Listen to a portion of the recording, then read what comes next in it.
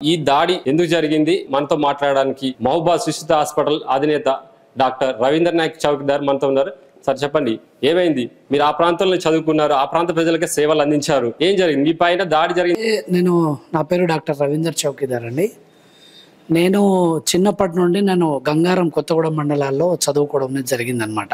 ఆ ఏరియా మీద చాలా ఒక మమకారం, తెలియని మమకారం. పుట్టిన ఊరు కన్నా ఆ ఊరి మీద నాకు ఎక్కువ ప్రేమ అనమాట. సో అక్కడి ప్రజల యొక్క స్థితిగతులు, వారికి వచ్చేటువంటి ఆరోగ్య సమస్యలు, అక్కడి ప్రజల యొక్క అవసరాలు ఏంటిది అనేది నాకన్నా ఎక్కువ ఇంకెవరికి తెలియదు, నాకు తెలిసినంత వరకు.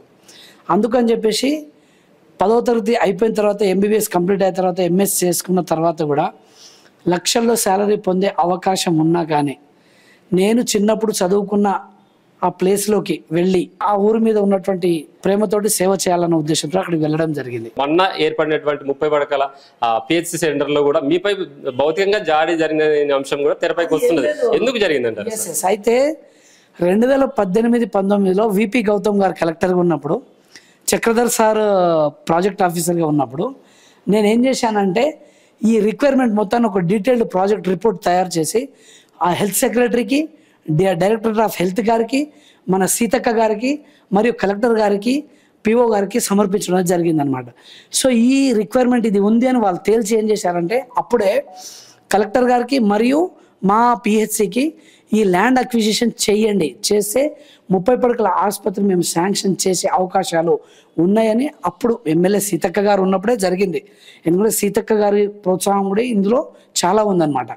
సో ఆ విధంగా ల్యాండ్ని ఏం చేశామంటే ఎంపీడీఓ ఆఫీస్ ఎదురుగా అక్కడ 3.5 ఎకరాల ల్యాండ్ ఉందన్నమాట. అది గవర్నమెంట్ ల్యాండ్. ఎంపీడీఓ ఆఫీస్ని ఏ రూపకంగా, ఏ విధానాల మీద అయితే కట్టిందో ప్రజలకు అవసరమయ్యే ప్రజా ప్రయోజనాల దృష్ట్యా ఇక్కడికి 30 పడకల ఆసుపత్రిని అక్కడ కట్టాలనేది ఒక తీర్మానం జరిగింది. ఆల్రెడీ ఆ ల్యాండ్ అనేది కేటాయించబడ్డది. సడన్గా అంటే ఇంకొక చిన్న విషయం అండి, ఆసుపత్రి కట్టాలంటే విశాలమైన ప్రదేశంలో ఉండాలి ఒకటి, చుట్టూ జనావాసాలు ఉండకూడదు 2, ఎలాంటి సౌండ్ పొల్యూషన్ కూడా ఉండకూడదు. అది యాక్ట్స్ ఉన్నాయి. ఇప్పుడు ఇందులో ఇది చూడండి ఒకసారి, ఇదంతా ఇది బిల్డింగ్ ప్రొసీజర్ అనమాట. ఈ స్ట్రక్చర్ రావాలి అంటే 30 బెడ్డెడ్ హాస్పిటల్ స్ట్రక్చర్ రావాలంటే కనీసం 2.5 ఎకరాల ల్యాండ్ కావాలి. చుట్టూ 100 మీటర్ల దూరం వరకు ఎలాంటి పొల్యూషన్ కూడా ఉండకూడదు. ఎందుకంటే అక్కడికి వచ్చే రోగి ఎలాంటి ఆందోళనకు కానీ, ఎలాంటి డిస్టర్బెన్స్ కానీ గురి కాకూడదు అనమాట. సో ఇది నేను అడిగింది ఏంటంటే, చూపిస్తాను వినండి. మనకు ఓన్లీ ఈ అంశం మీద మీరు ఇలా చూపెట్టడం వల్లనే మీపై దాడి జరిగిందంటారా? మీతో పాటు కూడా మీ ఇద్దరు ఫ్రెండ్స్ వచ్చారని చెప్పేసి కూడా అంటున్నారు. 2022లో కేంద్ర మంత్రిత్వ శాఖ Indian public health standards community health centre volume 2 ministry of health and family welfare, ఇది రవీందర్ చెప్పింది కాదు. ఇది ఇందులో ఏముంటుందంటే WHO గైడ్లైన్స్ ఉంటుంది. కేంద్ర మంత్రిత్వ శాఖ ఏమేమి గైడ్లైన్స్ ఇస్తారో ఆ ప్రాపర్ గైడ్లైన్స్ ప్రకారం బిల్డింగ్ కట్టాలి. నీకు నచ్చినట్టు, లేకపోతే మన కింద ఎవరో తొత్తులు ఉన్నారు, వాళ్ళు ఈరోజు వారి యొక్క వ్యక్తిగత ప్రయోజనాలను దృష్టిలో పెట్టుకొని బిల్డింగ్ కట్టేది కాదు. ఇది ఈ స్టాండర్డ్స్ మెయింటైన్ చేయకపోతే మనం ఆదివాసీ ప్రజలకు నిలువున ముంచేసినట్టే. ఆ స్టాండర్డ్ మెయింటైన్ చేయకపోవడం వల్లనే, కొన్ని చూపెట్టడం వల్లనే, సలహా ఇవ్వడం వల్లనే ఇలాంటి ఇబ్బంది జరిగిందంటారా? ఏంటంటే సీతక్క గారికి గత 2 రోజులు కాల్ చేస్తున్నాను. నేను కాల్ చేస్తే మొదటి రోజు లిఫ్ట్ చేయలేదు. సీతక్క గారికి కూడా నేను వ్యక్తిగతంగా కాల్ చేశాను. సీతక్క గారిని చూపిస్తాను మీకు. మీతో పాటు వచ్చారన్నారు ఇద్దరు ఫ్రెండ్స్, వారితో పాటు మీరు ఇద్దరు వచ్చారు. కాల్ చేశాను, మంగళవారం కాల్ చేశాను, లిఫ్ట్ చేయలేదు అక్క గారు. వెడ్నెస్డే కూడా కాల్ చేశాను, కాల్ డీటెయిల్స్ ఉన్నాయి. తిరిగి సీతక్క గారికి కాల్ చేశారు. ఈ రోజు వరకు మీపై దాడి జరిగినప్పటి నుంచి ఇప్పటి వరకు సీతక్క గారు ఎలా స్పందించారు? సీతక్క గారు స్పందించలేదు. మరి ఆ అక్కకు దాడి జరిగిన తెలిసిందా లేదా, లేకపోతే మా తమ్ముడి మీద దాడి జరిగినా పర్లేదని అనుకున్నారా నాకైతే తెలియదు. మరి ఎవరైనా గుర్తించారా మీపై దాడి జరిగినట్టు? ఎవరు గుర్తించారు? వాళ్ళు 5-6 ఉన్నారండి. మొగిలి అనేట ఆయన, చిట్టబోయిన కుమారస్వామి, తర్వాత వెల్దండి శ్రీను, ప్రశాంత్ రెడ్డి, ఇంకొక రంజిత్, వీళ్ళు ఉన్నారు. నాకు తెలుసు వాళ్ళందరూ. నేను చట్టపరంగానే వెళ్తా, ఎవరిని వదిలిపెట్టే ప్రసక్తే లేదు. నేను ఒకప్పుడు 30 పడకల ఆసుపత్రి కోసం ఏ ప్రభుత్వ ఉద్యోగి అయితే చెప్పులు అరిగేలా పనిచేసిండో, ఈరోజు సలహా ఇవ్వడానికి వెళ్ళింది కూడా అదే ప్రభుత్వ ఉద్యోగి. ఆ రోజు నా వెనకాల సీతక్క గారు ఉన్నారు, ఈ రోజు కూడా నా వెనకాల సీతక్క గారే ఉన్నారు. చిత్రమైన విషయం ఏంటంటే 30 పడకల ఆసుపత్రి కోసం ఇదే ప్రభుత్వ ఉద్యోగి కావాలని ఫైట్ చేశాడు. నేను వ్యక్తిగతంగా సీతక్క గారిని కలిసి సలహా ఇద్దామని వెళ్ళాను. ఇంత కష్టపడ్డ వ్యక్తి 30 పడకల ఆసుపత్రి కావాలని ఫైట్ చేసిన వ్యక్తి అభివృద్ధిని ఎలా అడ్డుకుంటాడు అని అనుకున్నారో నాకు ఇంతవరకు తెలియదు. ఇది పెద్ద పెద్ద ప్రశ్న నాకు. ఇది సీతక్క గారు ఎలా ఆలోచించారు, ఆమె వెనకాల ఉన్న అనుసరులు ఎలా ఆలోచించారో నాకైతే ఇప్పటికీ తెలియదు. ఆ సమాధానం వాళ్ళే వెతుక్కుంటే బాగుంటుంది. దాడి జరిగిన విషయం గురించి పోలీసు వారి దృష్టికి తీసుకెళ్లారు. ఎస్ఐ గారికి కొత్తగూడ పోలీస్ స్టేషన్లో నేను కంప్లైంట్ రిజిస్టర్ చేయడం జరిగింది.